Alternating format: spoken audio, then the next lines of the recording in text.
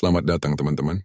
Malam ini aku bakal cerita tentang sebuah bangku di pojok kelas yang kelihatannya biasa, tapi sebenarnya menyimpan sesuatu yang tidak semua orang berani bahas. Judulnya Bangku Kosong di Sekolah. Kalau kamu suka cerita horor yang sederhana tapi bikin merinding pelan-pelan, jangan lupa klik subscribe, like, dan share supaya channel ini makin rame. Yuk, kita mulai ceritanya. Hari itu sekolah terasa biasa saja. Seperti pagi-pagi lain yang sudah terlalu sering kulalui sampai rasanya semua warna memudar. Suara teman-teman bercampur dengan aroma spidol yang menua.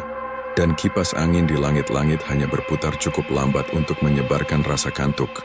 Tapi di antara semua hal yang terasa biasa itu, ada satu hal yang selalu berbeda.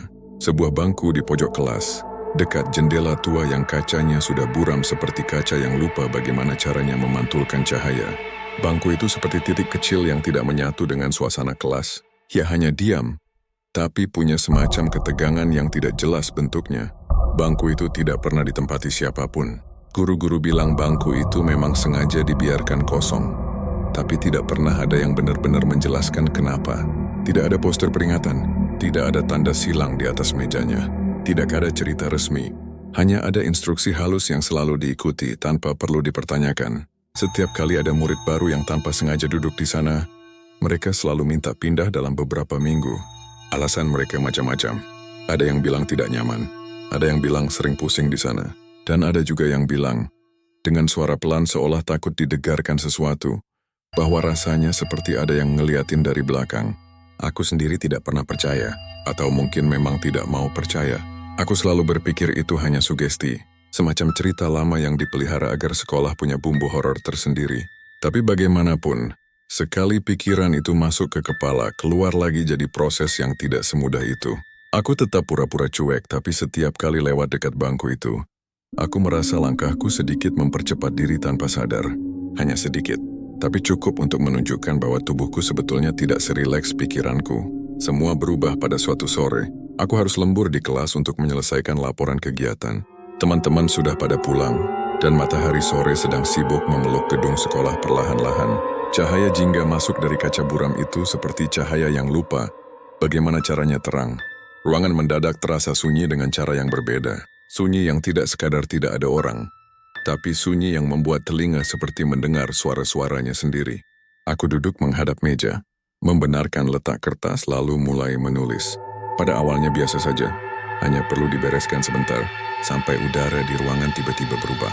Rasanya seperti ada seseorang yang membuka pintu ke tempat yang lebih dingin. Bukan angin karena tidak ada apapun yang bergerak, hanya dingin yang muncul tanpa alasan. Berjalan sendiri dan menyentuh kulitku pelan-pelan. Awalnya aku mengabaikan. Kupikir mungkin kipas angin mati itu tiba-tiba hidup kembali. Tapi tidak ada suara apapun. Tidak ada getaran. Hanya dingin yang datang seperti pengunjung tanpa izin. Pelan-pelan aku menoleh ke arah bangku itu. Tidak tahu kenapa, seperti ada sesuatu yang memanggil namaku tanpa suara. Bangkunya masih di tempat yang sama, diam. Seperti foto yang tidak ingin diperhatikan, tapi tiba-tiba kursinya bergerak sedikit, sangat sedikit. Seperti seseorang yang baru saja merapikan posisi duduknya, padahal tidak ada angin. Jendela tertutup, pintu tertutup. Ruangan begitu tenang sampai rasa takut bisa mendengar dirinya sendiri. Aku terpaku. Tidak bergerak, tidak bernapas terlalu keras. Antara rasa penasaran dan rasa ingin kabur, tubuhku seperti membeku. Kupikir mungkin aku salah lihat, mata lelah karena terlalu lama fokus. Tapi kakinya kursi itu betulan meninggalkan garis tipis di lantai, seperti goresan baru yang belum sempat disamarkan waktu. Bangkunya menghadap ke arahku, tidak banyak berubah, tapi cukup untuk membuat jantungku berdetak lebih cepat seolah ingin keluar lewat tenggorokan.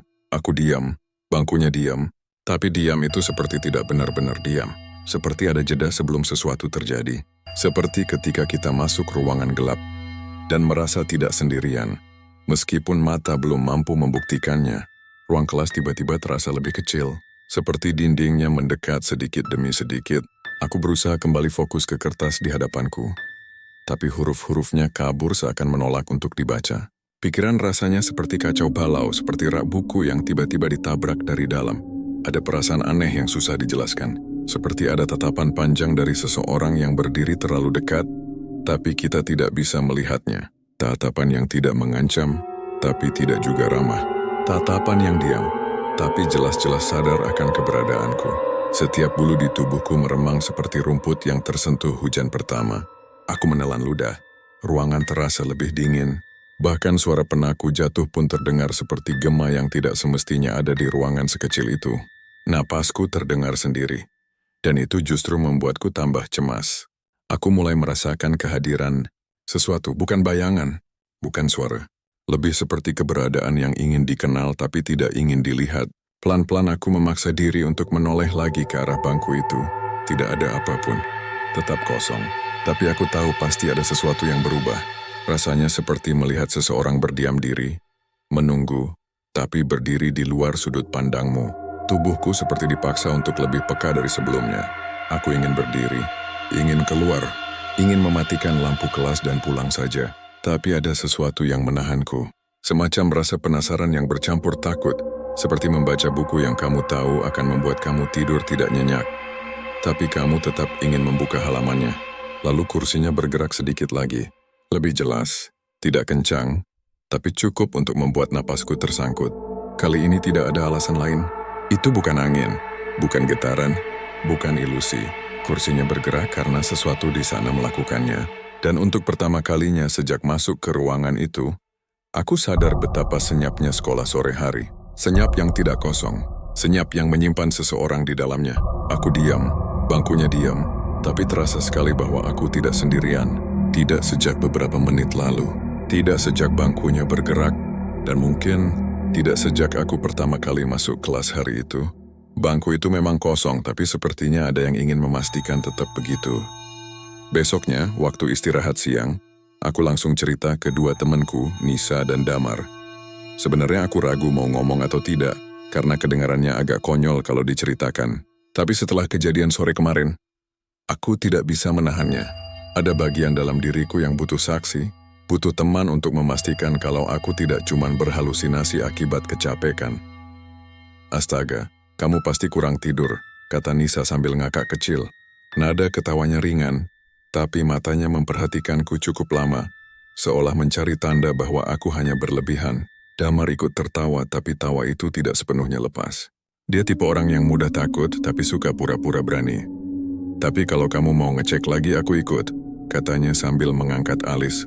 Nada suaranya bercanda, tapi entah kenapa kedengarannya seperti menantang sesuatu yang tidak bisa disentuh. Ya udah, sore nanti kita bareng, kataku.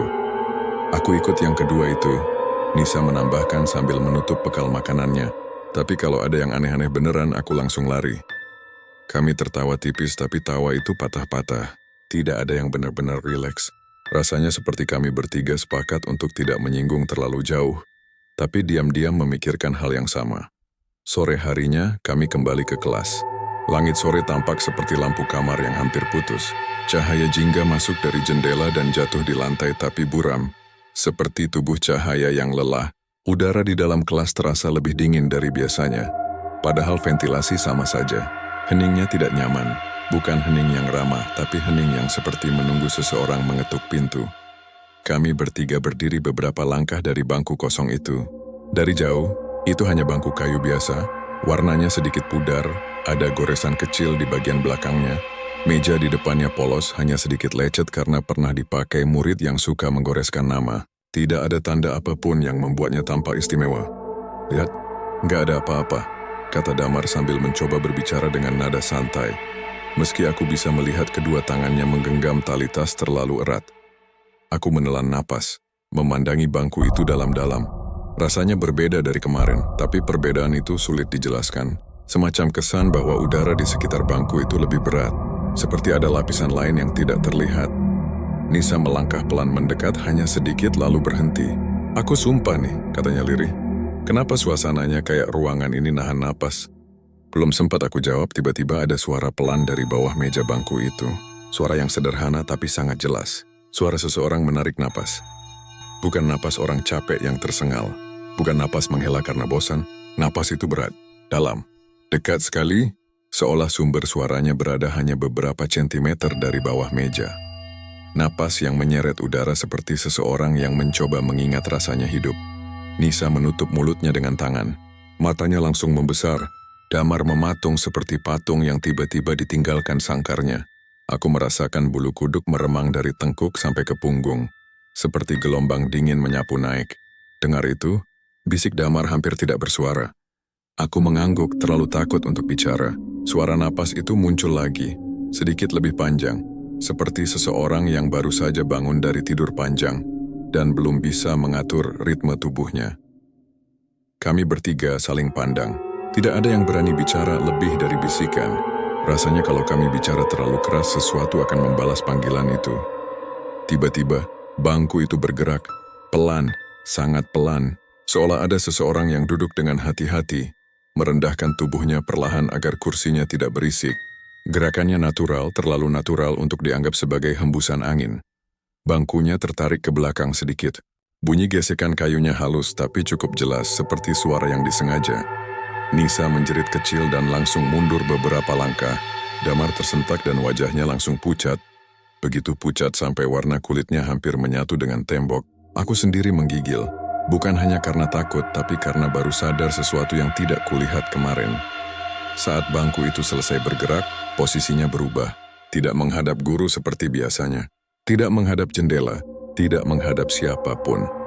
Bangku itu sekarang menghadap ke kami. Seolah seseorang duduk di sana, menatap kami bertiga dengan sangat tenang. Aku tidak bisa mengalihkan pandangan, seperti ada tali tak terlihat yang menahan wajahku, agar tetap menghadap ke sana. Dan di detik itu, suasana ruangan berubah lagi. Udara seperti membeku, suara kipas angin di lorong seolah menghilang. Dunia terasa lebih sempit, lebih padat. Lalu suara itu muncul lagi, bukan dari bangkunya, bukan dari jendela, dan bukan dari pintu. Suaranya datang dari sesuatu yang duduk di kursi itu. Sesuatu yang tidak bisa kami lihat, tapi jelas bisa kami dengar. Jangan dudukan di sini. Suaranya aneh. Dua suara sekaligus tumpang tindih, seperti dua orang berbicara dalam satu mulut. Satu suara jauh, seperti berasal dari dalam sumur. Suara lainnya dekat sekali, seperti seseorang berbicara langsung di telinga kita. Lembut tapi marah, kata Nisa dengan suara patah. Dan itu tepat sekali. Suara itu berbicara pelan. Tidak membentak, tapi ada ketegangan yang menakutkan. Seperti seseorang yang sedang menahan emosi. Damar mundur setengah langkah, tapi kakinya hampir tersandung.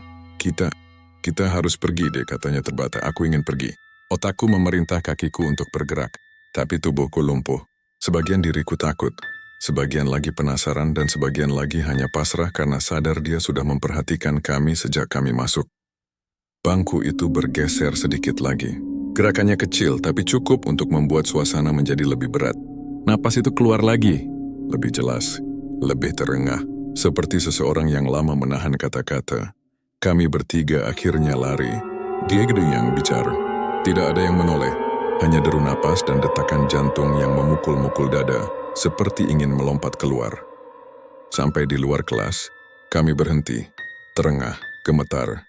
Nisa bersandar ke dinding sambil menutup wajahnya, sedangkan Damar terus menatap pintu kelas seolah takut sesuatu akan muncul dari baliknya. Dan aku masih mendengar suara itu di dalam kepalaku. Tidak sejelas tadi, tapi cukup untuk membuatku merinding saat mengingatnya. Jangan duduk di sini. Kalimat itu seperti pesan, atau mungkin peringatan. Tapi peringatan untuk apa? Dan, yang lebih menakutkan lagi, kenapa terasa seperti itu bukan pertama kalinya ia mengatakannya. Esoknya setelah kejadian yang membuat kami bertiga hampir tidak tidur semalaman, kami memutuskan satu hal. Kami butuh jawaban. Bukan jawaban dari guru, bukan dari teman-teman, tapi dari satu-satunya orang yang paling mengenal sekolah ini dari sebelum sebagian besar murid lahir. Pak Satpam. Orangnya ramah tapi jarang bicara panjang. Gerakannya selalu tenang seperti seseorang yang sudah melihat terlalu banyak, tapi memilih tidak membahas semuanya. Itulah alasan kami mencarinya. Kami datang pagi-pagi, sebelum bel masuk berbunyi. Ruang satpam kecil, hanya ada meja, termos kopi, dan kursi yang sedikit berdecit kalau diduduki. Saat kami masuk, Pak Satpam tersenyum, tapi anehnya, matanya tidak ikut tersenyum. Seperti ada jarak antara mulut dan pikirannya. Aku langsung merasa ada yang tidak biasa. Kalian datang pagi sekali, katanya sambil memperbaiki posisi duduknya. Aku menelan napas. Pak, kami mau tanya soal bangku di pojok kelas. Suasana berubah pelan. Tidak tiba-tiba, tapi terasa jelas.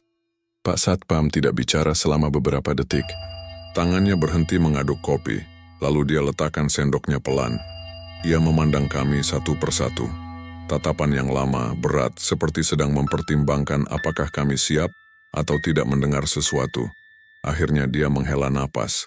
Napas panjang seperti seseorang yang membuka kotak lama yang sudah lama dikunci. Bangku itu bukan bangku biasa, katanya pelan. Nisa langsung merapatkan tasnya. Damar menegakkan punggungnya, tapi aku bisa melihat jemarinya gemetar. Pak Satpam melanjutkan, bangku itu pernah dipakai seorang murid. Namanya tidak perlu saya sebut. Dia anak baik, pintar, tidak pernah bikin masalah. Tapi ada satu hal tentang dia. Dia sering pulang paling terakhir. Hening menggantung seperti kabut tipis. Aku bisa merasakan jantungku berdetak pelan tapi keras. Kenapa dia sering pulang terakhir, Pak? Tanyaku. Pak Satpam menatap jendela kecil di ruangannya. Seolah ingatan itu ada di sana, menempel pada kaca. Dia suka ngerjain tugas di kelas. Katanya kalau di rumah terlalu bising. Kadang saya lihat dia masih duduk di bangku itu sampai matahari hampir tenggelam. Damar mencubit lengannya sendiri pelan, mungkin memastikan dia tidak bermimpi lagi. Terus, apa yang terjadi, Pak? Tanya Nisa. Suaranya pelan, hampir seperti takut mengganggu sesuatu yang tidak terlihat. Pak Satpam menghela napas lagi. Kali ini lebih pendek tapi jauh lebih berat. Suatu hari dia pulang sendirian. Seperti biasa dia keluar paling terakhir. Saya lihat dia lewat gerbang, bawa tasnya, jalan pelan seperti anak yang tidak buru-buru pulang. Pak Satpam berhenti sebentar. Kami bertiga menunggu, tapi jantungku terasa seperti ikut menunggu juga. Tapi dia tidak pernah sampai rumah, katanya. Kalimat itu turun ke dalam ruangan seperti batu ke dalam sumur. Dalam, berat, dan tenggelam begitu cepat. Ada kejadian apa, Pak? Suaraku keluar hampir tidak terdengar. Tidak ada yang tahu pasti. Orang tuanya tunggu sampai malam. Besoknya polisi datang. Mereka cari di sekitar sekolah, di jalan, di gang kecil dekat warung. Tapi tidak ada jejak. Seolah dia menghilang begitu saja. Aku merasa kulit, tanganku merinding bukan karena cerita itu, tapi karena Pak Satpam berbicara. Seolah kejadian itu masih baru.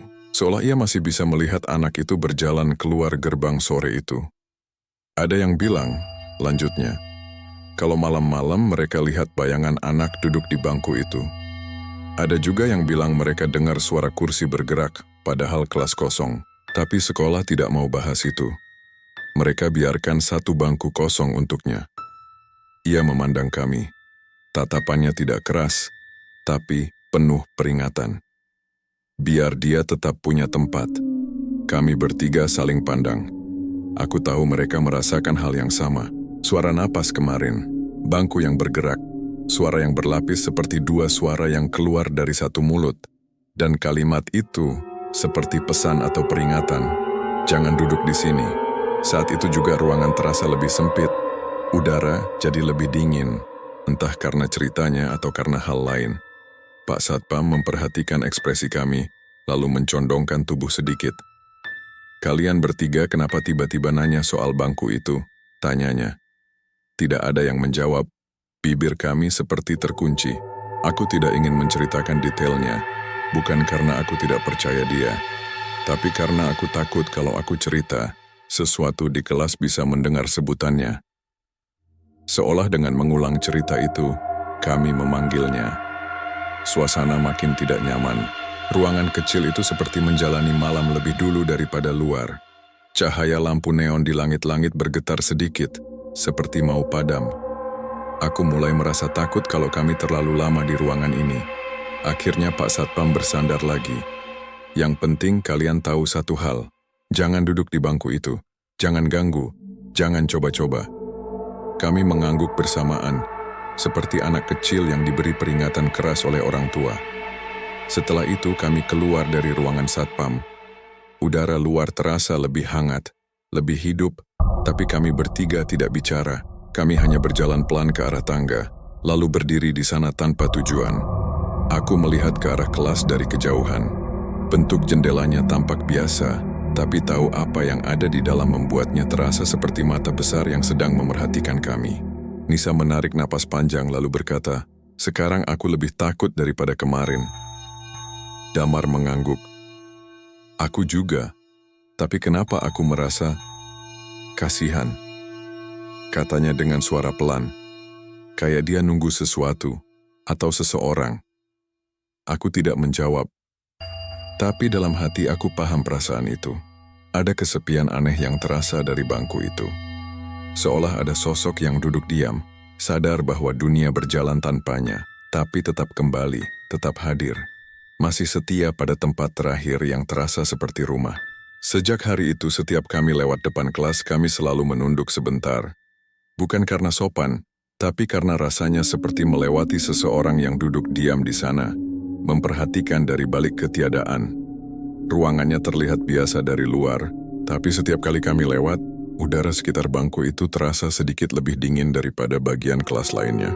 Bangkunya tetap kosong tapi tidak pernah benar-benar kosong. Dan kadang kalau sore sudah mulai gelap dan kelas sepi, aku bisa mendengar suara kursi bergeser dari dalam. Pelan, halus, seperti seseorang yang baru menyesuaikan posisi duduk. Seolah ada murid yang baru saja selesai belajar, siap pulang sekolah untuk kedua kalinya. Namun kali ini, tidak ada jalan pulang yang menunggu. Hanya kelas, hanya bangku itu, hanya tempat yang menahan ingatan seseorang agar tidak hilang begitu saja. Dan setiap kali mendengar suara itu aku tahu, dia masih ada, masih pulang, masih duduk, masih menunggu. Itu tadi kisah tentang bangku kosong yang ternyata tidak pernah benar-benar kosong. Kadang yang paling menakutkan bukan apa yang kita lihat, tapi apa yang duduk diam di tempat yang kita kira aman. Kalau cerita ini bikin kamu ikut merinding, bantu aku dengan tekan tombol subscribe, like, dan share. Biar lebih banyak orang yang bisa ngerasain suasana seremnya. Sampai jumpa di cerita berikutnya.